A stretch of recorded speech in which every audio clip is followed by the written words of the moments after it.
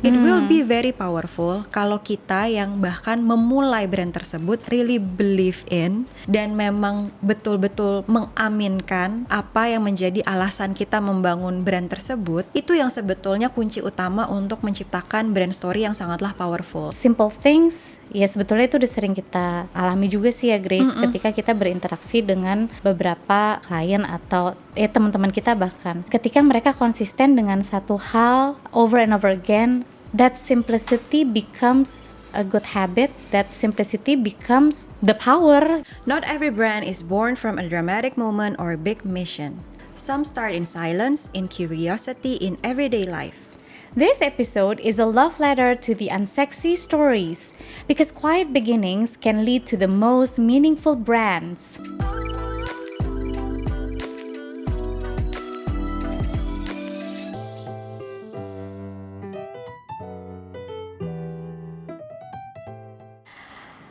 Branding tuh kan selalu persepsinya tuh kita harus punya cerita yang menggugah hati, yang bisa bikin orang tuh connect dengan our brand. Gimana caranya supaya build loyalty, itu pasti harus ada hook tertentu. Nah menariknya, kalau aku lihat-lihat sebetulnya I don't think that's always the case deh. Banyak beberapa brand yang juga muncul tuh malah dari kebutuhan sehari-hari. Mereka creating some products or services yang kemudian berhasil meng-cater certain market, baru di situ mulai tuh ceritanya bergulir. Jadi it's not like you created the story from scratch, tapi cerita itu malah makin ada, makin kuat, dan akhirnya baru membentuk sebuah keseluruhan quote and quote, kalau sekarang kita selalu bilangnya brand story gitu ya. Apakah memang semua brand tuh butuh story yang betul-betul kuat dan engaging dan so dramatic, atau story itu bisa terbangun begitu saja? Coba, it's $1 million question. Aku setuju sih kalau ini adalah sebuah topik yang menarik gitu, karena aku pun merasa selama perjalanan aku ada di dunia brand consultancy gitu ya, aku merasa tuntutan klien most of the time adalah gimana caranya pokoknya story-nya harus kuat. Gimana caranya kita bisa membantu mereka untuk bisa bikin storyline atau brand story yang appealing, yang very powerful, yang pokoknya itu tuh super nice gitu. Selain daripada logo gitu biasanya ya. Iya. Story-nya harus bagus, terus logonya yang keren ya. Betul. Gitu. Yang mana menurut aku nggak salah, but don't get me wrong. Aku merasa ketika kita membicarakan tentang brand story, menurutku sendiri ya, mungkin banyak dari kita yang sebetulnya belum betul-betul memahami juga sebenarnya kegunaan brand story ini sendiri tuh buat apa sih? Buat apa? Buat apa? Ayo, buat bedtime story mungkin? Buat kalau yang banyak aku dengar tuh buat bikin marketing campaign. Nggak salah juga. Atau enggak buat bikin promo-promo tertentu, promo-promo unik nih. Yes, itu pasti. Iya. Atau bikin filosofi logo. Itu juga tepat. Rata-rata itu tuh yang jadi mereka yang berpikir, muncul. mereka tuh berpikir bahwa kalau punya brand story itu jadinya nanti campaign-nya bagus banget gitu. Bahkan kadang mereka pun juga pada akhirnya menggunakan si brand story ini untuk menjadi sebuah cerita campaign. Nggak salah, tapi sebetulnya ada makna yang sangat dalam dari bagaimana kita sebagai brand owners atau siapapun lah yang ada di dalam brand tersebut bisa mendefinisikan, bisa menciptakan sebuah storyline yang baik tentang dan mengenai sebetulnya brand ini tuh apa. Brand story yang tepat, yang juga jadinya akan powerful, itu juga bisa kok lahir dari sesuatu yang simple, as long as it's very genuine, it's very authentic, it's transparent juga, menceritakan kenapa sih brand ini tuh ada di tengah target audience-nya. Oke. Nah, itu yang menurut aku kadang-kadang banyak brand owners belum betul-betul memahami hal itu tuh. Padahal bisa jadi ketika mereka creating that product atau services itu sebetulnya berawal dari simplicity itu, atau enggak Iya. produk yang mereka tawarkan, service yang mereka tawarkan sebenarnya based on what is needed, Yes. which the simplicity gitu kan. Iya. Tapi ketika bikin story, karena mungkin simplicity itu dianggap bener-bener simple, Iya. enggak ini bukan ini. Jadi story-nya di-build on top of other things. Yes. Instead of on top of that simplicity, why you create a certain product. Kadang orang merasa, tapi kayaknya story gue simple banget, jadi kayaknya kurang menarik. Padahal mungkin bukan itu, justru simplicity itu bisa menjadi sesuatu yang powerful kalau seandainya kita tahu the tonality, tone of voice-nya seperti apa, pemilihan katanya harus gimana, atau sesimpel brand personality aja ketika udah kita create, itu juga bisa memberikan nafas baru terhadap simple story yang mungkin banyak brand owners di luar sana merasa nggak pede gitu, karena saking simpelnya cerita kenapa mereka membangun gitu. Sama satu hal lagi mungkin konsistensi sih. Yes. Because of the simplicity of the reason why they started that business atau the reason why they created that product or services, jadi seolah-olah itu menjadi fokus utama dan melupakan konsistensi untuk terus bukan hanya mengkomunikasikan brandnya, tapi untuk terus creating a certain product atau services yang sejalan dengan niat awal. Aku kemarin itu baru dengar ceritanya Jessica Alba. People know her as a Hollywood actress, tapi ternyata dia tuh mengalami banyak allergic reaction within her body, sampai katanya waktu kecil, selama dia kecil tuh dia sering banget hospitalized. Wow. Karena allergic reaction, tiba-tiba karena apa langsung masuk rumah sakit, karena flu aja apa segala macam gitu. Turns out ternyata itu adalah allergic reaction to the chemicals that she uses on a daily basis, dari perfume lah, sabun, shampoo segala macam lah. Ring a bell? Iya. Bagaimana kehidupan pribadi Anda? Nah, terus she shared at that moment bahwa once she had a child, dia betul-betul takut hal yang sama akan terjadi di anaknya. Bahwa anaknya akan diturunkan gen alergi ini gitu, sehingga nanti anaknya akan mengalami apa yang dialami, hospitalized berulang-ulang due to allergic reactions. Akhirnya dia bikin tuh the product yang namanya The Honest brand, ya, The Honest itu menjunjung tinggi transparansi, terus ya semuanya pokoknya no bad chemicals, no bad ingredients dan lain sebagainya. And she shared that although it's hard, tapi it's hard karena dalam pada waktu itu belum menjadi tren. Jadi dia termasuk salah satu yang breakthrough di awal tuh, bahwa ada produk yang clean like that. So it was hard for her, tapi dia bukan consistently telling the story ya, tapi consistently creating the products and try to sell the products, consistently try to scale up the distributions, sehingga semakin banyak orang yang punya akses ke produk tersebut gitu. Baru setelah itu bergulirlah what Honest is about gitu. Mulai terbentuk, bahkan yang membentuk awal ceritanya itu not necessarily her, tapi ya customernya gitu. Customernya juga punya pandangan yang sama dan punya belief yang sama terkait produk itu.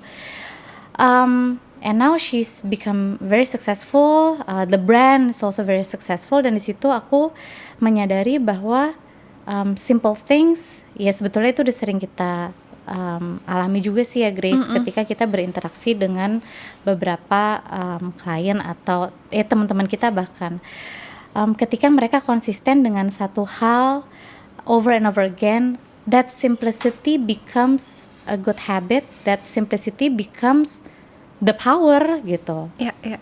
Dan apa yang di-create memang sesuatu yang they truly believe in, and hence the consistency bisa terus dilakukan karena emang mereka believe akan hal tersebut. Not just like, oh let's create something, let's sell it, begitu, ya kan namanya bisnis up and down ya. Begitu lagi down langsung terasa, kayaknya ini gak works deh. Oke, kita ganti story deh, apa ya gitu.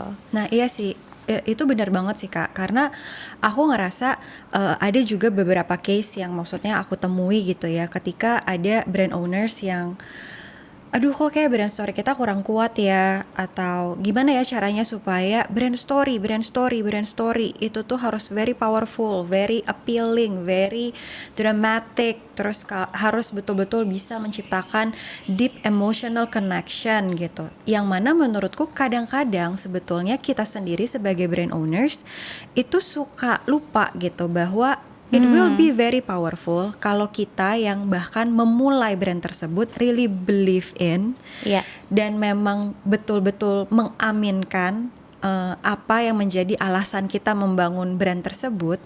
Itu yang sebetulnya kunci utama untuk menciptakan brand story yang sangatlah powerful. Dan itu menurut aku sering case yang kita temui adalah merekanya justru yang kayaknya tuh kurang percaya, mereka atau terlalu lupa dan terlalu melihat kanan kiri gitu. Wah, yang ini kayaknya keren banget nih brand story-nya.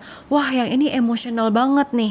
Jadi mereka mungkin ngerasa nggak percaya diri gitu. Padahal sebetulnya kita juga selalu menganalogikan di setiap kali kita ngomongin tentang branding bahwa brand itu tuh sebetulnya ya kayak anak gitu. Ketika kita nggak percaya sama anak kita, itu pun juga akan menghambat tumbuh kembang anak kita gitu. Itu sih yang aku rasa dan aku alami selama aku jadi brand consultant. When it comes to brand story, itu case yang paling banyak muncul.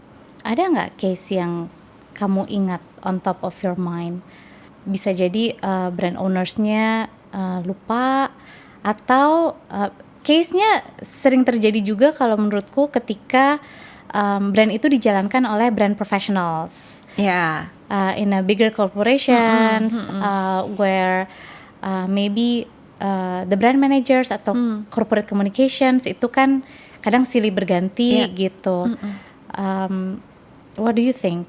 Menurutku yang paling sering kita temui bahkan sebetulnya itu ketika kita handling brand-brand yang di-develop oleh conglomerations company.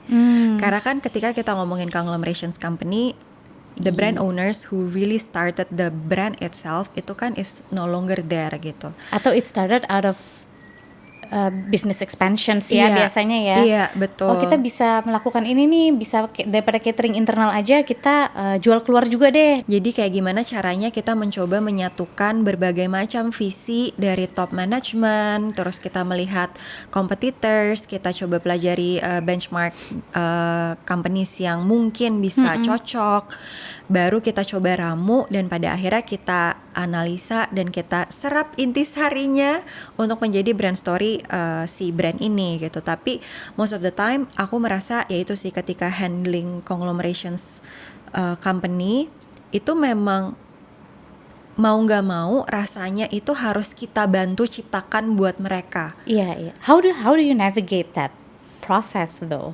Sebenarnya kayaknya mungkin ini juga bisa dilakukan oleh banyak brand owners sih. Which is menurut aku juga yang paling menarik ketika kita diskusi sama top management, middle management, itu adalah ketika kita mengajak mereka untuk menganalogikan brand mereka menjadi satu sosok manusia gitu. Manusia ini tuh hangoutnya di mana sih? Terus dia bisanya apa? Terus sifat yang kayaknya bisa di improve itu tuh sifat-sifat apa? Maturity levelnya kayak anak atau orang di usia berapa? Betul. Terus kenapa misalnya mereka mengerjakan apa yang mereka kerjakan gitu. Nah dari situ tuh biasanya we can get the sense of who the brand really is gitu. Itu pertanyaan yang bagi banyak orang takes longer to answer ya. Kalau ditanya what's your business, what's your vision dan lain sebagainya, who's your competitor, how do you navigate the industry, itu jawabnya bisa tak cepat gitu. Apalagi kalau bicara dengan professionals. Begitu, if this brand is a human being, dia tuh siapa, usia berapa tuh langsung, bentar. Iya, bahkan kayak always a pause. Dan bahkan ada juga beberapa yang kayak nggak bisa dan memutuskan untuk nggak mau jawab gitu. Unisex deh, cewek cowok apa ya gitu. Tapi di situ sebetulnya momen dimana aku bisa cukup menilai, is he or she as the brand owners kan nggak perlu yang bikin brandnya ya, tapi yang menjalankan lah gitu, really understand the brand. Begitu mereka bisa jawab cepat tanpa jeda, itu berarti kan udah ada di benak dan rasa mereka selama ini. Betul. Kayak dia tuh udah pasti perempuan, usianya sekian, dia tuh karakternya gini. Itu berarti ketika dia menjalankan brandnya, itu udah masuk tuh rasanya di hati gitu. Tapi kalau yang berpikir itu mungkin itu yang perlu dibantu ya. Jadi itu exercise yang pertama yang menurut aku juga is very easy for brand owners untuk adapt itu di brand-brand mereka juga sih. Kalau seandainya kira-kira mereka ngerasa, duh kok kayak brand gue belum punya brand story ya gitu, gimana ya, startnya harus dari mana, itu menurut aku bisa dengan menganalogikan brand kita sebagai satu sosok manusia. Yang kedua menurut aku yang juga sangat membantu itu adalah exercise ketika brand kita direpresentasikan ke dalam 3 kata. Biasanya keywords yang muncul itu pada akhirnya bisa membantu kita untuk meramu dan memahami, story-nya itu tuh ternyata ini nih gitu. Ketika misalnya mereka keywords yang muncul thoughtful, terus abis itu keywords yang muncul big corporations gitu. Ternyata mereka aiming untuk menjadi big corporations karena reason yang juga mungkin bisa terjawab dari beberapa keywords yang lain gitu. Nah itu sih yang menurut aku cukup membantu ya. So personification as a human sama character traits-nya apa aja gitu ya. Aku juga pernah berhadapan dengan brand yang very business and visions oriented, padahal itu brand yang mereka bangun sendiri gitu. Tapi karena udah berkembang sangat cukup lama lah, belasan tahun, di situ aku merasa mereka kayaknya sebagai founder bahkan ya, bukan hanya brand owner tapi founder, udah mulai detach dengan the reason why they built the business and the brand at the very first beginning gitu. Dan itu kadang-kadang juga cukup challenging untuk kita menggali the reason why-nya itu harus dengan probing sehingga mereka akhirnya bisa ingat lagi belasan tahun yang lalu why they start. Gitu. Dan disitulah kadang-kadang yang membuat that simplicity of what they felt back in the day when they first opening their doors, buka cabang, atau mungkin serving satu client, that simple feeling yang sebetulnya very powerful, dan itu yang bisa jadi story-nya mereka in years to come. Yaitu juga personifications itu membantu banget sih buat mereka bisa ngerelate, dulu perasaanku ketika melayani our first customer tuh seperti ini, feeling yang dia rasakan dia coba translate menjadi sebuah karakter, personifications, itu bisa ngebantu kita mengambil intisari dan kemudian oke, baik, bahannya udah komplit, saya bantu jahit. Iya, setuju. Dan menurutku sebetulnya sekarang nggak bisa dipungkiri sih, mungkin dengan adanya perkembangan sosial media, terus abis itu juga dengan adanya algoritma, influencer ads,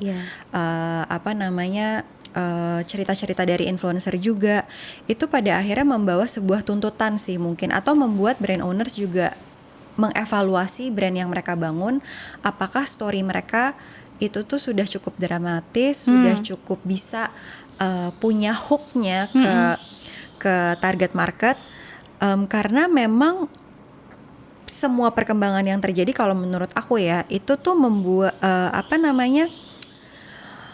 membuat sebuah tuntutan baru supaya gimana caranya brand ini bisa menjadi lebih human. Oke. Dan ketika pada akhirnya brand itu bisa menjadi human, disitulah baru tercipta emotional connection. Nah, kadang menurut aku yang diambil oleh brand owners cuma sisi akhirnya doang nih. Emotional connection atau bahkan kok kayaknya brand itu terasa human banget ya gitu. Terus pada akhirnya dia sendiri yang mungkin ngeliat atau membaca ceritanya juga jadi ngerasa kehook gitu. Abis itu langsung merasa oke, brand gue juga harus punya nih. Si story-story yang dramatis ini atau story-story yang appealing ini gitu. Itu sih yang menurut aku menciptakan another pressure, another demand untuk brand owners jadi punya story yang harus langsung instantly strong. Karena ya kalau misalnya kita lihat ya dengan social media yang ada, udah gitu banyak juga brand-brand yang dimiliki oleh certain influencers atau celebrity yang tiba-tiba boom besar. What comes to mind? Banyak. Sampai mungkin kamu juga Hailey Bieber, tiba-tiba boom gitu kan. And then she sold the company dan udah tajir, makin tajir melintir aja gitu. Itu the virality dan salah satunya adalah hasil dari story yang wow dan kuat. Memang from zero to hero tuh ceritanya jadi banyak banget. Iya. Padahal kalau kita ngomongin tentang brand-brandnya selebriti aja yang kemarin aku banyak coba cari tahu gitu, banyak cari reference yang brand-brand kekinian lah ya, today's brand. Ternyata banyak dari mereka yang memang successful ternyata dibangunnya udah lama. Kayak contohnya si Jessica Alba Honest itu dibangunnya ternyata udah lama. Gitu. Cuman emang baru hype sekarang karena lagi semuanya lagi dalam fase mindful branding, products. Terus kita pernah bahas Goop, Gwyneth Paltrow itu juga ternyata udah lama gitu. Atau kalau yang baru-baru aku Kim Kardashian deh dengan skimsnya, iya kan.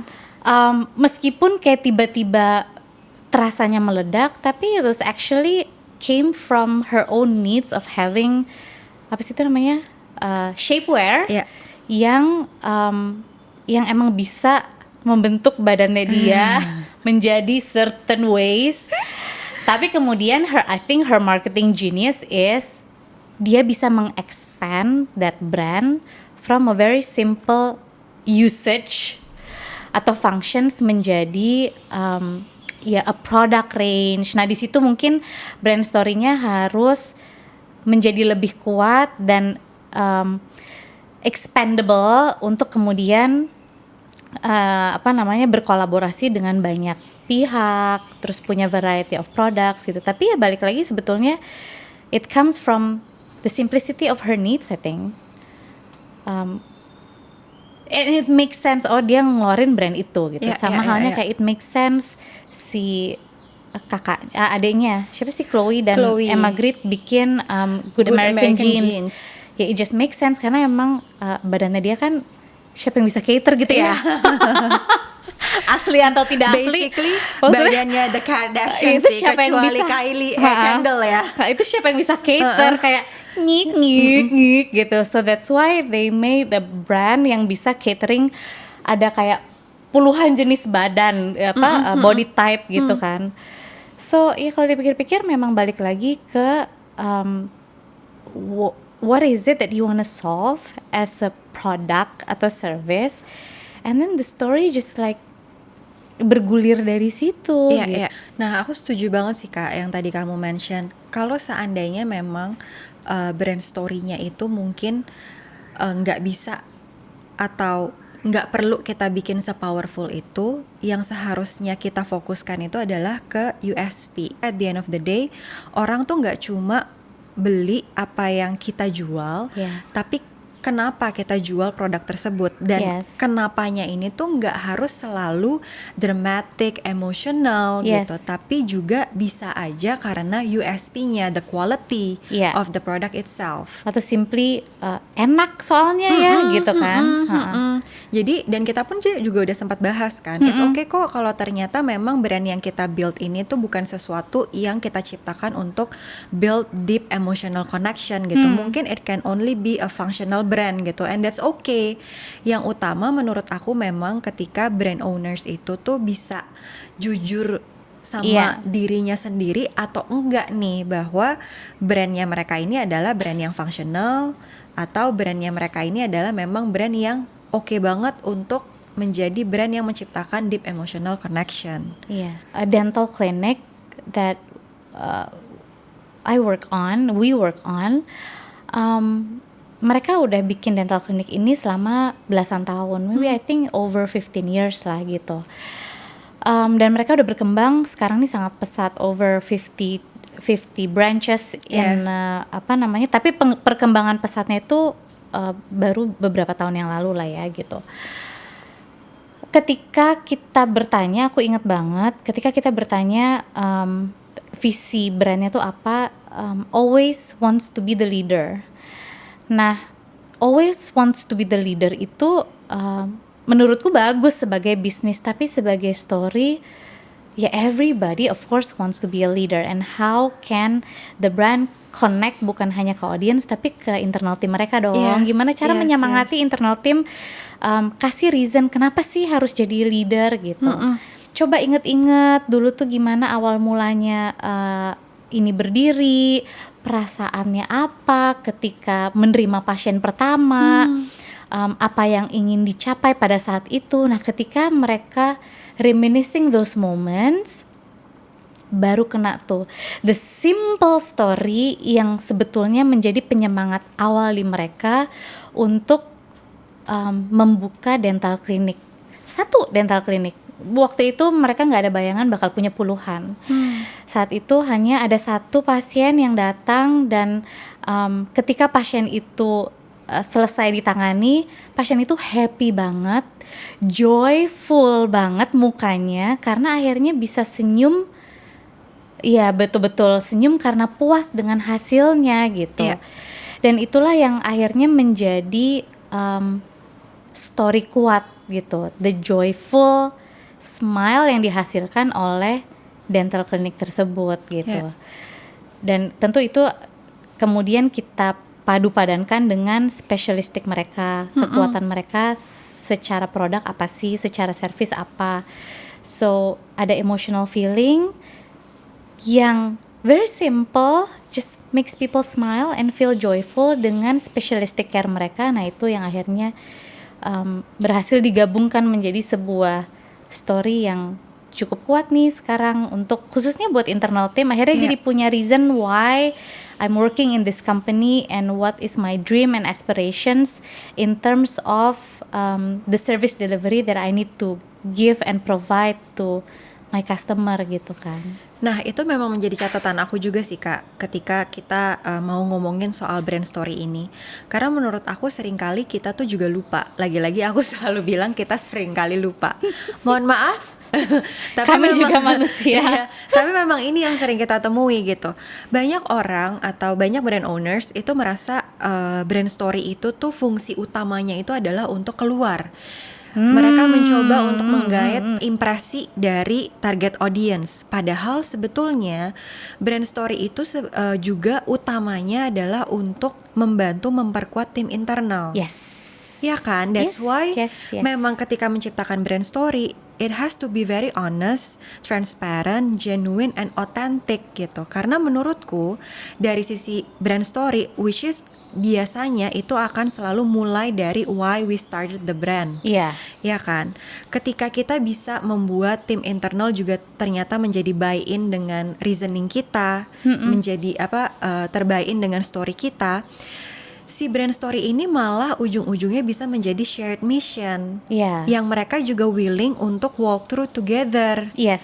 Ya kan? Dan kita juga sering bilang gitu bahwa ketika kita sudah bisa mencapai di tahap tersebut, pada akhirnya our employee bisa menjadi our greatest brand ambassador and brand advocates gitu. Dan kalau seandainya itu udah terjadi, ya itu udah enak banget gitu. Itu membuat perjalanan brand building menjadi lebih, aku nggak bilang jadi gampang, tapi jadi lebih mudah. Iya, karena kita semua nih istilahnya jadi satu punya, tim, satu kesatuan, misinya sama, juga tahu kenapa kita harus tetap mengembangkan produknya. Pemahamannya juga menjadi Betul. align lah ya. Mungkin bukan berarti apa yang lu tahu gue harus tahu, tapi kita tahu tujuan kita tuh kemana gitu.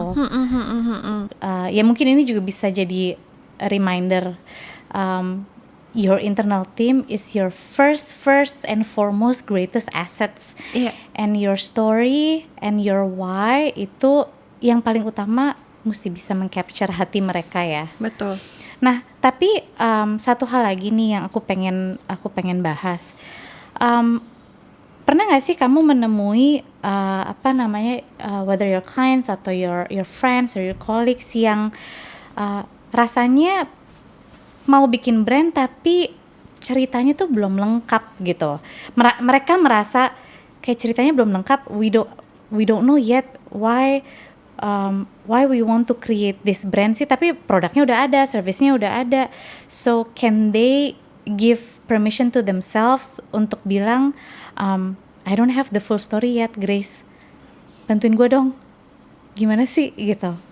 Menurut aku ya absolutely you can do that. Kadang-kadang juga ketika kita melihat sebuah brand yang udah berjalan selama bertahun-tahun, terkadang story-nya pun juga masih evolving terus, ya. Betul.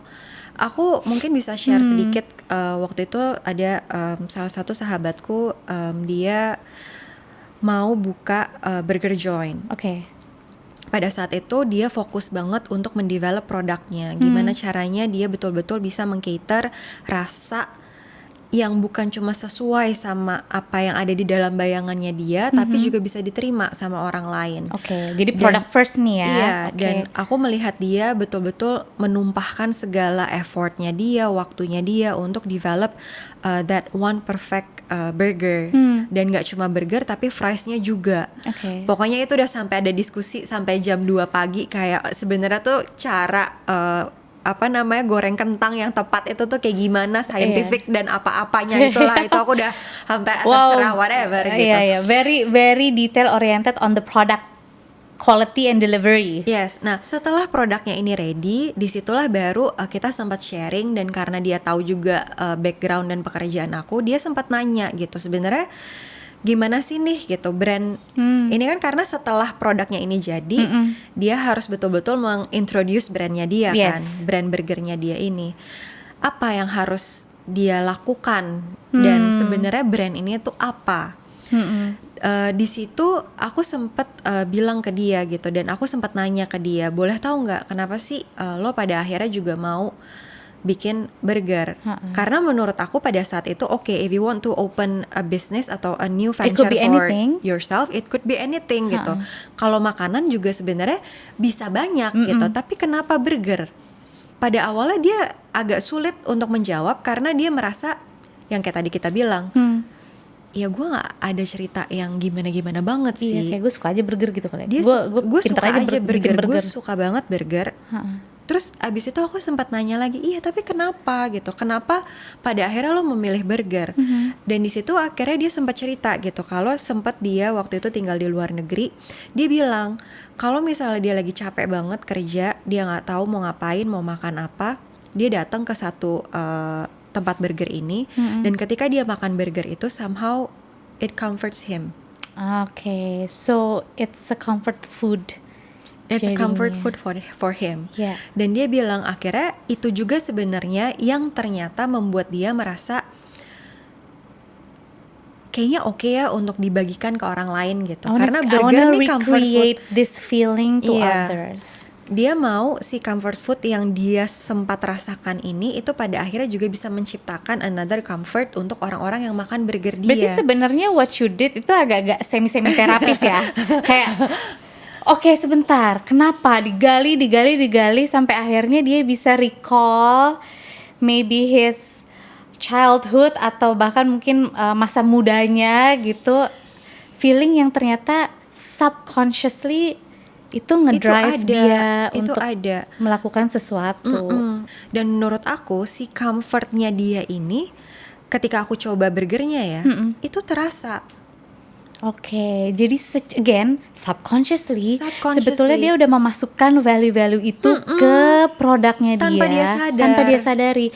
And most of the time then our work gitu bukan to create oke, kita bikin story-nya apa ya, tapi sebetulnya agak sedikit terapi style plus cenayang style, menggali dan kemudian mencoba memahami what is it from you yang akhirnya bisa creating this product, services, rasa apa yang mau ditularkan, lebih ke situ sih ya. Iya, betul. Dan I think it's also up to him apakah dia mau menceritakan that story ke juga orang lain atau enggak gitu.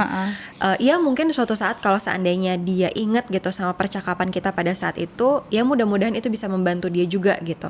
Jadi aku pun merasa nggak harus udah langsung tahu atau udah langsung ketok palu bahwa brand story kita A kok. Sahabat aku ini pun juga, aku rasa dia pun juga terus-menerus mencoba untuk menjalani dan mendiscover sesuatu yang baru out of his brand ini gitu. Setiap new products ataupun hal-hal yang dia kerjakan untuk si burgernya ini, I can sense all the comforting yang keluar dari developmentnya dia gitu. Tempatnya juga comforting, even it's very comfortable untuk kita bawa anak, bawa keluarga, bukan burger joint yang very intimidating yang kayak kesannya harus gaul banget. Itu sama sekali enggak gitu. Banyak tuh. Iya, itu sama sekali enggak. Terus misalnya pada akhirnya dia create another service untuk orang-orang yang datang bawa keluarga, itu menunya bisa sambil buat gambar-gambar dan mewarnai anak-anak yang datang ke sana, which it also encapsulate the comfort yang sebetulnya dia punya sebagai reasonnya. Dan dia berarti menjalankan itu semua ya memang sudah dengan rasa tanpa dia sadari. And people may not always connect to drama, tapi they always connect to honesty, I think. Betul. At some point. Setuju banget. Karena kalau balik lagi ceritanya kayak ke temenku ini, dia jujur pada akhirnya gitu. Dia nggak pada akhirnya memutuskan untuk makanan yang lagi digemari banget itu adalah A, atau makanan yang keren banget itu adalah B, jadi gue mau ke sana. Itu enggak. Dia pada akhirnya bisa jujur sama diri dia sendiri, oke, produk yang kira-kira bisa gue develop banget itu tuh apa, dia ulik, dia cari, dan dia make sure bahwa orang bisa betul-betul mendapatkan kualitas yang terbaik. Comfort is not very dramatic. No, it's not kayak enak ya. Udah simply udah as simple good. as that. Iya. So kalau kita sum up, kalau dari yang the story that you tell, itu berarti sebetulnya he wasn't trying to figure out produk apa ya gitu, tapi it just come naturally. Bikin burger gitu. Tapi ternyata setelah diulik ada reasonnya. The case that I shared earlier, memang produknya itu the bakery mengulik produk apa ya yang cocok, yang relevan, yang bisa meng-cater target audience tertentu, yang dihasilkan berdasarkan their specialty atau their quality ability lah to create something. Jadi sebetulnya brand story itu bisa dari mana aja, angle-nya dari berbagai angle lah gitu. Bukan berarti brand story-nya belum lengkap berarti nggak bisa nih, harus mikir dulu gitu. Kadang ya udah coba jalani aja, believe in your product, believe in your feelings, karena believe in your brand, meskipun mungkin lo merasa belum utuh gitu, tapi dengan consistently show up, consistent in delivering what you believe, itu akhirnya bisa membuat story tersendiri yang it might seem cliche kalau kita bilang stand the test of time gitu ya, karena kesempurnaan dan forever hanya milik Tuhan, tapi setidaknya bisa sustainable in a good way. Dan yang utamanya menurut aku adalah jujur. Just be honest with yourself. Kayak the honest brand. Thank you.